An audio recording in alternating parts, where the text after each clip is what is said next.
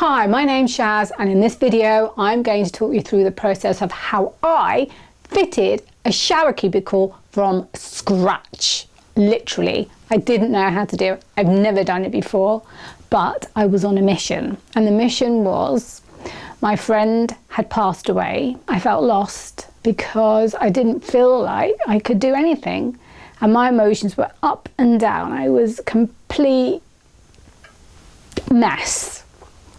So I asked my landlord and I said to him, can I please put in a shower cubicle, because he's the one who suggested it.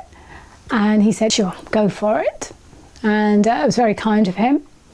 So if you're watching, thank you so much. You know what a huge difference it made by doing it. So now just talking you through the process, I had purchased a 66-inch shower tray and double door, and I picked up some white Metro tiles as well. After I had removed the filing cabinet, which was a 2-drawer Beasley filing cabinet, and my laser printer, and I just saw what was in front of me, and to my shock, horror, I could not believe there was already drainage down there. I was like, oh my god, this is fate. This is definitely fate. I've got to do this. Once I had removed all the tiles, because I wanted to see what the condition was underneath, I poured some water down, as you can see in this video, and there's water around the brim of it, and I'm thinking, oh well, that's not brilliant, but the fact is there is some kind of drainage there. I had to make sure that the actual shower cubicle was going to sit okay within the space that was there, and there was about 20 centimeters away from the wall, so I knew it would be very simple for me to just put in some kind of frame there to secure it in place. I wanted to see how far off the original drainage was to the shower tray that I was going to install, and I could see there was a bit of a difference. I had no choice but to knock away at the floor to get it to the right position.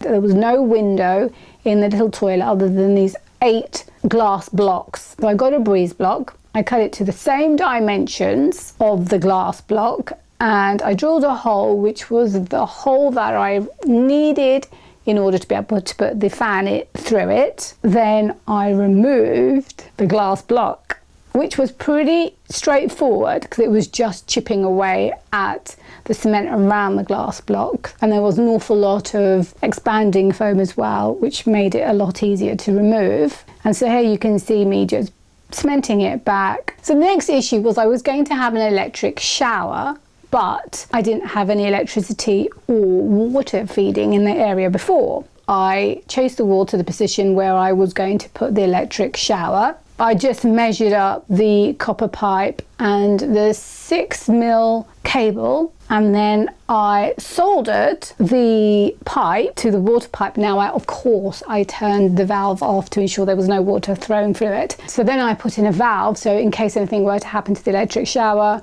I didn't have to turn off the mains completely. I could just stop it at that point. So then I had to plaster the wall. Now, of course, you can see from the previous photographs that the wall was really, really bad. It was cracked. It was very, very bumpy.